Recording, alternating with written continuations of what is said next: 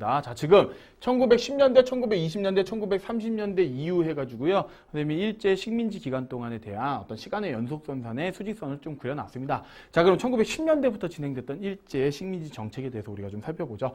1910년대의 일제 식민지 정책의 핵심 키워드, 무단통치다라고 이야기했죠. 바로 무단통치. 네, 이렇게 보시면 될 것 같습니다. 자, 이 중에 어떻게 보면 좀 정치적인 부분에 있어서 우리 조선 총독부를 이제 설치했다라고 하는 거죠. 조선 총독부. 그래서 자문기관으로서 중추원이다라고 하는 조선인들이 좀 속해 있는 기구들이 좀 있긴 했지만 실질적으로 조선 총독부가 어떻게 보면 육군, 해군, 공군의 어떤 군인들 출신으로서 파견이 되면서 조선과 관련돼서는 이제 일본 왕의 직속으로서 그 누구의 그 통제도 받지 않고요, 그죠?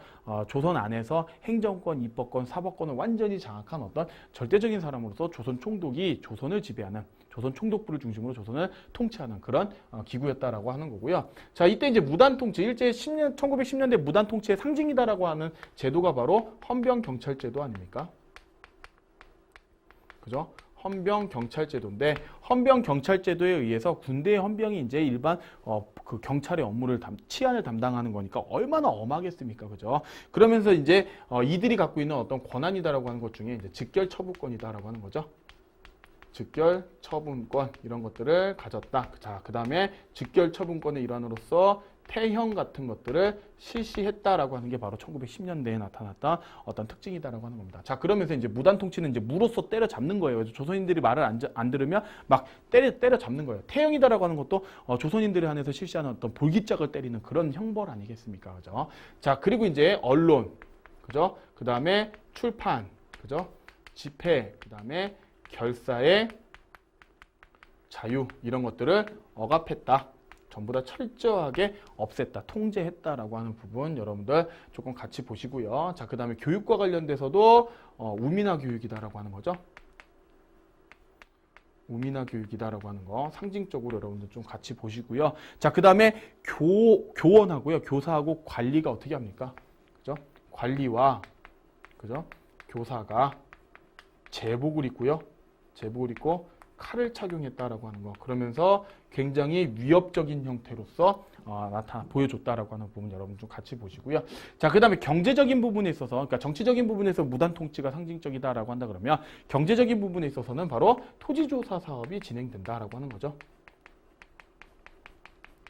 이 토지조사 사업을 통해서 1910년대에 조선의 어떤 토지들을 이제 점탈하고, 그죠? 침탈하고, 그 다음에 경제적으로 총독부의 어떤 재정 기반을 확보할 목적으로다가 토지조사 사업을 진행합니다. 그래서 기한을 두고 신고를 하라고 해가지고요, 그죠? 기한 안에 이제 제대로 신고가 안 된 토지들에 있어서는 전부 다 이제 일본이 가져가게 되는 것이죠, 그죠? 그러면서 우리의 토지의 근간은 이제 경제의 근간인 토지를 전부 다 점탈하게 되는 그런 형태의 정책이 바로 토지조사 사업이다. 이렇게 보시면 되겠습니다. 자, 그 다음에 회사와 관련돼서 바로 회사령을 설치하죠. 회사령은 1910년도에 회사령이다라고 하는 건 특징적인 부분이 바로 회사를 설립할 때, 그죠? 총독이 허가해야 된다라고 하는 총독 허가제입니다. 그래서 조선 총독이 허가하지 않으면 회사를 설립해주지 않는다는 거죠. 즉, 조선인이 회사를 설립하고자 해도 조선 총독이 허락하지 않으면 회사를 설립할 수가 없다. 즉, 경제적인 부분에 있어서 완전히 장악하기 위해서 일본이 진행한 정책이 바로 회사령이다라고 하는 정책입니다. 산업의 기반인 회사, 그죠? 회사 설립을 억압하고자 했던 것이죠. 그래서 1910년대에 나타났던 그런 정책과 관련된 부분 여러분들 좀 같이 보시죠. 자, 그리고 이제 1910년대에서 20년대로 넘어가기 전에 이제 세계사에서의 어떤 변화가 일어납니다. 바로 그 세계사에서 변화가 바로 1914년부터 1918년까지 이때 사이에 일어났던 바로 1차 세계대전이에요. 바로 1차 세계대전이다라고 하는 거고요. 바로 이 1차 세계대전이 마무리되는 조약이다라고 하면 이제 파리강화회의가 있는데요. 파리강화회의. 바로 이 파리강화회의에서 미국 대통령이었 윌슨의 민족 자결주의 원칙이 이제 채택이 되잖아요. 그죠? 그렇게 되면서 파리강화회의에서 등장했던 윌슨의 민족 자결주의. 민족 자결주의. 그 민족의 운명은 그 민족 스스로 결정하게 한다라고 하는 거죠. 그죠? 실질적으로는 패전국 식민지에 한해서만 이렇게 할 수 있도록 했는데 일본이다라고 하는 국가가 승전국이 됨으로 해가지고 우리 조선은 해당 사항이 없습니다. 하지만 민족 자결주의 원칙이 처음으로 이제 제시가 됐을 때 조선에는 어떤 움직임이 나타났느냐, 바로 이 민족 자결주의 원칙을 배경으로 해서 바로 1919년 3월 1일 날 3.1 운동이 전개되었다라고 하는 거죠. 문제는 이 3.1 운동을 일제가 지나치게 강하게 억압함으로 해가지고 나타났던 변화가 국제 여론이 이제 좋지 않습니다. 일본에 대해서. 그렇게 되면서 일본은 무단 통치다라고 하는 부분에 통치의 한계를 인식하고 그 이후에 어떻게 보면 체제를 좀 변화시킬 필요성이 좀 있었어요. 자, 그래서 1920년대에 진행된 게 바로 문화 통치다라고 볼 수 있어요. 문화적으로 통치하겠다라고 하는 문화 통치다라고 하는 건데, 그죠? 실질적으로 우리 내공해임 교재에서는 이걸 다른 말로 이제 1920년대 민족 분열 통치도 했다. 민족 분열 통치 이렇게도 이야기합니다.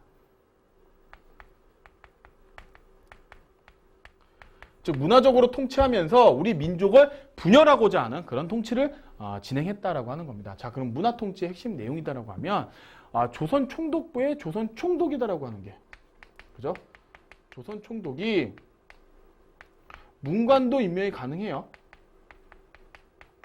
문관도 임명이 가능하다고 하지만 실질적으로는 문관이 한 번도 임명이 되지 않았어요.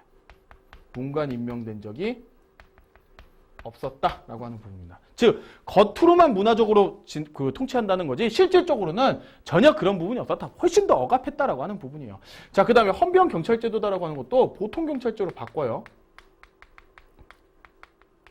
보통 경찰제로 바꿔요. 하지만 실질적으로는 경찰 수와 예산이 3배 증가합니다.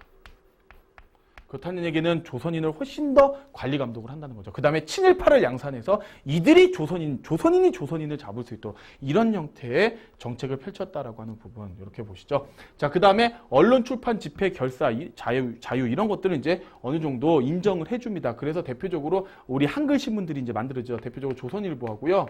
그 다음에 조선일보하고 동아일보.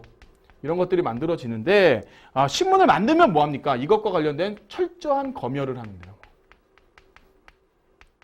철저한 사전 검열을 해서 뭔가 일본에 안 좋은 이야기가 실려있다 그러면 뭐 폐간시킨다든지 아니면 일정 부분 간행을 정지시킨다라고 하는 전간 또는 뭐 기사를 삭제한다든지 이런 것들을 가지고 철저한 사전 검열을 했다라고 하는 부분 여러분들 좀 같이 보시죠. 그 다음에 정치와 관련돼 가지고는요, 뭐 어떻게 보면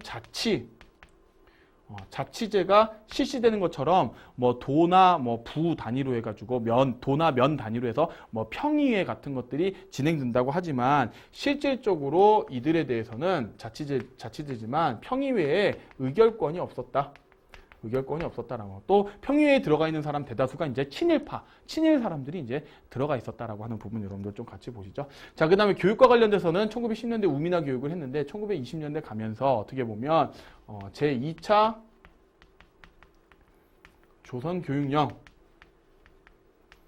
조선교육령 안에서 일정 부분 조선인의 어떤 교육을 위해서 보통학교 수업연한을 4년에서 6년으로 좀 늘려줍니다. 그 다음에 고등교육의 기회.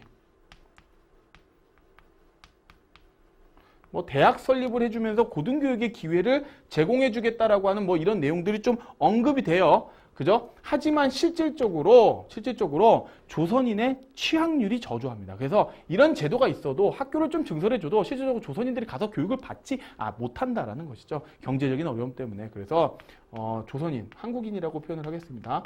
한국인의 취학률이 저조했다라고 하는 부분. 그래서 일제가 문화 통치를 한다고 하지만 표면적인 내용이고 실질적으로는 이러한 형태로 그저 우리를 기만했다라고 하는 부분 여러분들이 좀 기억하시죠. 자, 그 다음에 1920년대로 갔을 때